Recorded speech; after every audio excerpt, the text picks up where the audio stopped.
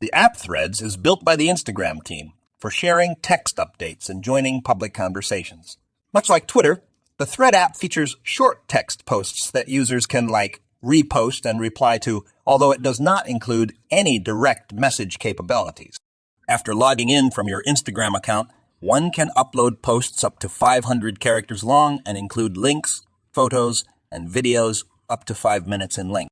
Now let's learn how we can actually make an account on this new platform Threads in our Android phone. To get started, first we need to download the app from Play Store. It goes by the name Threads, an Instagram app. But first make sure you already have an Instagram account created, since you can log into this app only using your Instagram ID. If you already have an Instagram account, open the app and click on Log In with Instagram, where it shows your Instagram username too. Now you are redirected to this page where you can set your personal information like name, bio, and link to your personal sites or others. You can take your time to fill these up. Then you are required to choose whether you want to make your profile public or private. You can choose as you wish. Then in this page, you can follow all those users you have followed on your Instagram already.